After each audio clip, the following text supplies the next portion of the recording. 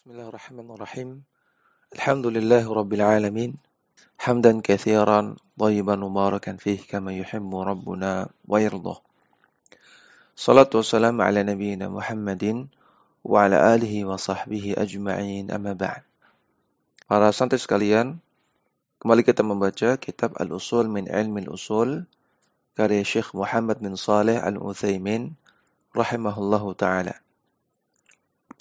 Silakan dibuka halaman 21. Masih melanjutkan pembahasan tentang al-majaz. Penulis mengatakan, imma an takuna al-musyabahata au ghairaha. Alaqah, kemarin sudah kita bahas, alaqah itu korelasi antara makna hakiki dengan makna majazi. Contohnya, singa raja hutan dengan singa lelaki pemberani, korelasinya sama-sama pemberani. Alaqahnya sama-sama pemberani. Nah, kata beliau di sini, alaqah bisa berupa alaqah musyabahah atau bisa berupa ghairu musyabahah. Musyabahah artinya mirip. Kalau antara makna hakiki dengan makna majazi ada kemiripan, maka alaqahnya alaqah musyabahah. Contohnya tadi, ya singa dalam artian raja hutan dengan singa dalam artian lelaki pemberani, itu punya kemiripan, yaitu sama-sama pemberani. Nah, kemudian fa in kanat al-musyabahata summiya atajawuzu isti'aratan. Kalau alaqahnya itu musyabahah, maka majaznya dinamakan dengan majaz isti'arah. Isti'arah dalam bahasa kita metafora, atau bahasa lainnya meminjam kata. Kata singa yang aslinya adalah raja hutan dipinjam untuk mengungkapkan laki-laki yang pemberani. Ini contoh majaz isti'arah. Kata jawuzi bilafzi asadin anir rajuli syuja'i. Seperti majaz dalam lafadz asad, singa, untuk mengungkapkan seorang laki-laki yang pemberani. Ya, sebagaimana sudah saya jelaskan tadi. Kemudian wa in kanat ghaira al-musyabahati summiya atajawuzu majazan mursalan. Kalau alaqahnya itu alaqah ghairal musyabahah, maka majaznya dinamakan dengan majaz mursalan, majaz mursal. Namun ini in kanat tajawuzu fil kalimati. Jika kiasannya itu terjadi pada katanya. Nanti akan ada contohnya. Wa majazan aqliyan in kanat tajawuzu fil isnadi. Dan kalau alaqahnya alaqah ghairul musyabahah, kemudian tajawuz kiasannya terjadi pada isnad, penisbatan, maka majaznya disebut dengan majaz aqli. Nah, maka kalau alaqahnya itu ghairul musyabahah, ada dua. Bisa majaz mursal, bisa majaz aqli. Majaz mursal kalau kiasannya terjadi pada katanya. Majaz aqli kalau kiasannya terjadi pada penisbatannya. Mithalu dzalika fil majazil mursali. Contoh majaz mursal. Antakula ra'ainal matara. Ketika Anda mengatakan dalam bahasa Arab, ra'aina kami menjaga al-matara, matar. Matar di sini maksudnya hutan atau padang rumput. Padahal aslinya matar itu artinya hujan. Jadi makna hakikinya al-matar artinya hujan. Tapi makna majazinya yang dimaksud di sini adalah hutan. Fa kalimatul matari majazun anil ushbi. Kata al-matar di sini adalah majaz dari hutan atau padang rumput. Nah, perhatikan di sini antara al-matar dengan al-ushbu, hujan dengan padang rumput, ini kan tidak ada kemiripan. Maka di sini alaqahnya alaqah ghairal musyabahah. Tidak ada kemiripan.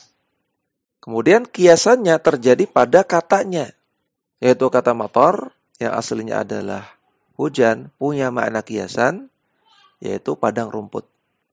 Fatajawuzu bil kalimati. Maka kiasannya terjadi pada katanya. Contoh lain di dalam Al-Quran, Allah Ta'ala katakan, وَيُنَزِّلُ لَكُم مِّنَ السَّمَاءِ رِزْقًا. Dan dialah Allah yang telah menurunkan untuk kalian rezeki dari langit. Surat Ghafir ayat 13. Perhatikan kata-kata rezeki di sini. Sebetulnya Allah turunkan adalah hujan. Tapi yang Allah gunakan adalah kata rizqa, rezeki. Antara hujan dengan rezeki tidak ada kemiripan. Maka ini contoh majas mursal. Dan majasnya atau kiasannya terjadi pada katanya. Rizki merupakan kiasan dari hujan. Wa mithalu dzalika fil majazil aqli. Adapun contoh majaz akli. Antakula anbatal mataru al-ushba. Kalau Anda mengatakan dalam bahasa Arab, hujan menumbuhkan padang rumput. Hujan membuat padang rumput menjadi tumbuh rumputnya. Fal kalimatu kulluha yuradu biha haqiqata ma'naha. Kata-kata dalam kalimat di atas, semuanya maknanya adalah makna hakiki, makna hakikoh. Di sini tidak ada kiasan pada kata-katanya. Hujannya ya hujan, padang rumputnya ya memang padang rumput. Matornya di sini maksudnya hujan, al-ushba ya memang padang rumput. Tidak ada kiasan pada kata-katanya. Lakina isnadal inbati ilal matori majazun. Namun penisbatan pekerjaan menumbuhkan rumput dinisbatkan kepada hujan, ini adalah kiasan. Li'anal munbita hakikatan huwallahu ta'ala. Karena yang menumbuhkan rumput secara hakikinya adalah Allah, bukan si hujan. Fatajawuzu fil isnadi. Maka kiasannya terletak pada penisbatannya. Ketika penumbuhan rumput dinisbatkan kepada hujan. Padahal yang sebenarnya yang menumbuhkan adalah Allah, bukan hujannya.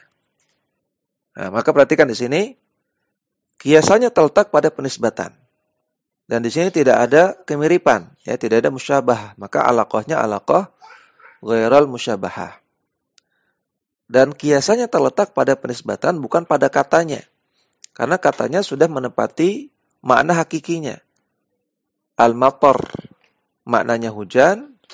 Al-ushba maknanya padang rumput. Sudah pada makna hakikinya. Namun kiasannya terletak pada penisbatannya. Ketika pekerjaan menumbuhkan rumput dinisbatkan kepada hujan. Padahal hujan tidak menumbuhkan. Hujan hanya turun saja. Yang menumbuhkan rumput-rumputan tentunya Allah Subhanahu wa Ta'ala. Maka yang disebut dengan majaz akli. Wa minal majazil mursali atajawuzu bizyadati. Watajawuzu bil hadfi. Dan termasuk majaz mursal adalah adanya kiasan dengan penambahan kata atau huruf. Dan juga tajawuz bil hadfi. Kiasan dengan pengurangan kata atau huruf. Mathalu lil majazi bizyadati. Para ulama memberikan contoh majaz mursal dengan ziyadah, dengan penambahan kata atau huruf.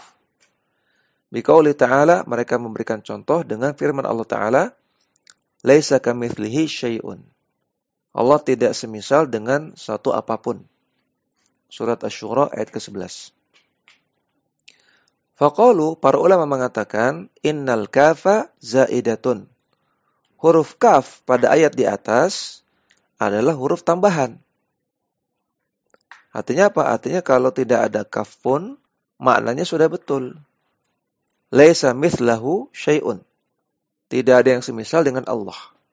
Tanpa kaf, maknanya sudah betul.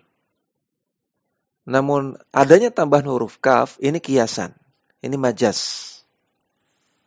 Lita'kidin nafil mithli anillahi ta'ala.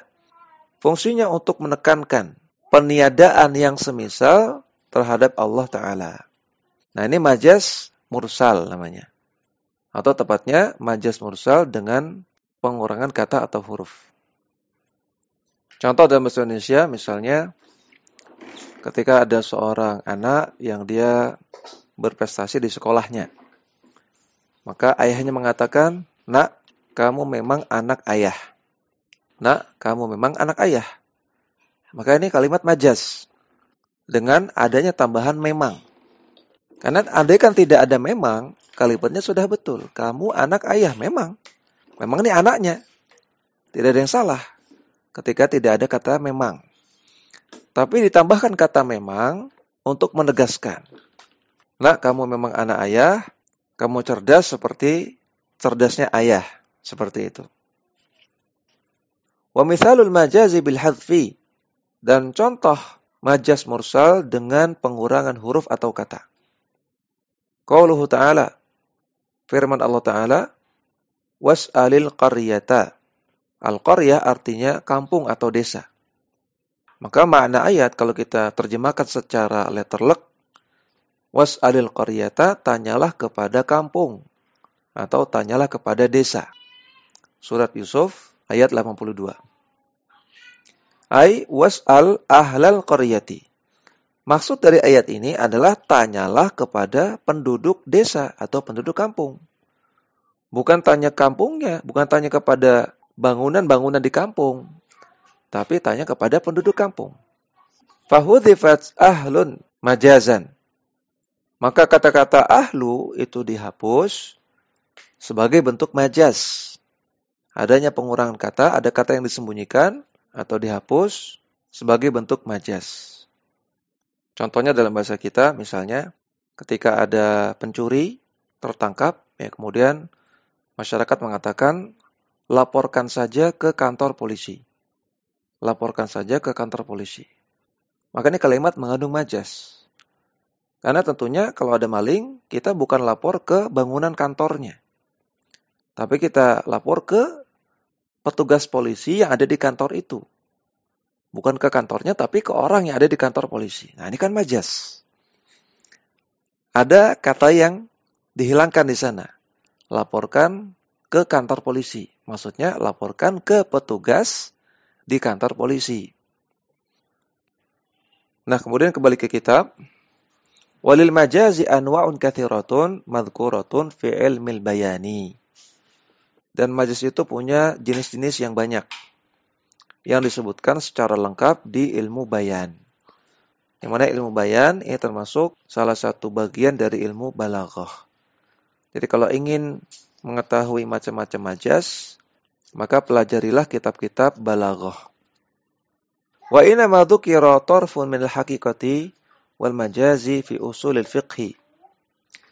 Sesungguhnya disebutkan sebagian pembahasan tentang haqiqah dan majaz di dalam pelajaran usul fiqih, li'anna dalalatal alfadhi imma haqiqatun wa imma majazun.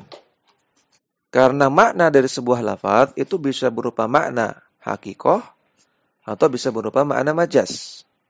Fahtija ila ma'rifati kullin minhuma wa hukmihi. Oleh karena itu butuh untuk mengetahui masing-masing dari haqiqah dan majaz beserta dengan hukumnya. Wallahu a'lam. Jadi karena usul fikih itu berkutat pada teks. Usul fikih itu kan belajar tentang cara mengambil kesimpulan dari dalil. Maksudnya dari teks dalil. Dan teks dalil itu maknanya bisa makna hakiki, bisa makna majazi. Bisa hakikoh, bisa majaz. Nah, sehingga perlu belajar tentang hakikoh dan majaz. Tambihun, catatan penting.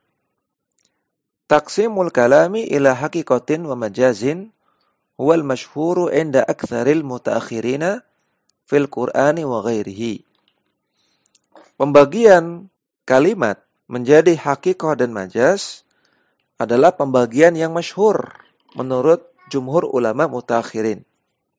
Fil Qur'ani wa ghairihi. Mereka mengatakan bahwasanya haqiqah dan majaz itu ada dalam Al-Qur'an, demikian juga ada pada bahasa Arab secara umum di luar Al-Quran. Ini pendapat jumhur ulama. Wa qala ba'du ahli ilmi. Namun sebagian ulama mengatakan, la majaza fil Qur'ani. Tidak ada majaz di dalam Al-Quran. Semua kata-kata di dalam Al-Quran semuanya makna hakiki. Semuanya hakikoh. Wa qala akharuna. Dan ada ulama lain yang mengatakan, yang punya pendapat yang lain, la majaza fil Qur'ani wala fi ghairihi. Tidak ada majaz di dalam Al-Qur'an dan juga tidak ada majaz di dalam bahasa Arab secara umum. Wa bihi qala Abu Ishaqin al-Isfirayini Wa minal mutaakhirina al-alamatu asy-syaikhu Muhammadun al-Aminu asy-Shinqiti. Yang berpendapat demikian diantaranya adalah seorang ulama bernama Abu Ishaq al-Isfirayini, dan juga dari kalangan ulama kontemporer diantaranya adalah al-alama asy-syaikh Muhammad al-Amin asy-Shinqiti. Waqad bayyana Syekhul Islami Ibnu Taimiyah wa tilmidhuhu Ibnu Al-Qayyim annahu istilahun hadithun ba'da inqidha'il quruni thalathati al-mufaddalati. Demikian juga dijelaskan oleh Syekhul Islam Ibnu Taimiyah dan juga murid beliau Ibnu Al-Qayyim bahwasanya istilah majaz adalah istilah yang baru muncul setelah berlalunya 3 generasi utama umat Islam. 3 generasi utama umat Islam itu sahabat, tabi'in, tabi'ut tabi'in. Nah, istilah majaz itu baru ada setelah berakhirnya masa tabi'ut tabi'in. Maka di sini Syekhul Islam Ibnu Taimiyah dan juga Ibnu Qayyim berpendapat tidak ada majaz di dalam Al-Quran maupun di dalam bahasa Arab secara umum. Tidak ada kiasan. Semua maknanya adalah makna hakiki, makna hakikoh. Lalu bagaimana dengan contoh singa tadi? Misalnya ada perkataan, aku melihat singa padang pasir berceramah dengan berapi-api di atas podium. Singa di sini mau kita maknai apa? Apakah singa beneran, raja hutan, atau lelaki pemberani? Nah, maka menurut pendapat yang ketiga ini, pendapatnya Syekh Muhammad Amin Asy-Shinqiti, pendapat Ibnu Taimiyah, pendapat Ibnu Qayyim, singa dalam kalimat tadi tetap dimaknai laki-laki pemberani. Aku melihat singa padang pasir berceramah dengan berapi-api di atas podium. Singa di sini artinya lelaki pemberani. Tapi ini bukan majaz. Ini bukan kiasan. Kata mereka ini adalah uslub bahasa Arab. Gaya bahasa Arab. Maknanya makna hakiki, makna hakikoh. Tapi ini adalah hakikoh urfi. Yang mana orang Arab sudah biasa mengatakan orang yang pemberani dengan sebutan singa. Sehingga tetap makna hakikoh, bukan majaz. Nah, ini kata pendapat yang ketiga tadi. Kemudian kata penulis di sini, wa nasarahu bi adillatin qawiyatin katsiratin tubayyinu liman ittala'a 'alaiha an hadzal qawla huwas shawabu. Dan mereka, para ulama dengan pendapat yang ketiga ini, menguatkan pendapatnya dengan banyak sekali dalil yang kuat dan juga dalil yang banyak yang akan menjelaskan bagi siapa saja yang menelaahnya bahwasanya inilah pendapat yang lebih tepat. Dan memang masalah ini adalah masalah yang masyhur dan juga masalah yang menarik untuk dipelajari. Bagi siapa saja yang ingin memperdalam masalah ini tentang apakah ada majaz di dalam Al-Quran, ataukah ada majaz di dalam bahasa Arab, ataukah tidak ada, bisa merujuk pada kitab-kitab balaghah. Penjelasan panjang lebarnya. Namun ringkasnya, perselisihan pendapat para ulama dalam masalah ini adalah khilaf lafzi. Ya, khilaf lafzi itu hanya berbeda cara mengungkapkannya saja, tapi hasilnya sama. Tadi, aku melihat singa padang pasir ceramah berapi-api di atas podium. Mau pakai pendapat manapun, singa di sini maknanya laki-laki pemberani. Bukan singa beneran sedang ceramah.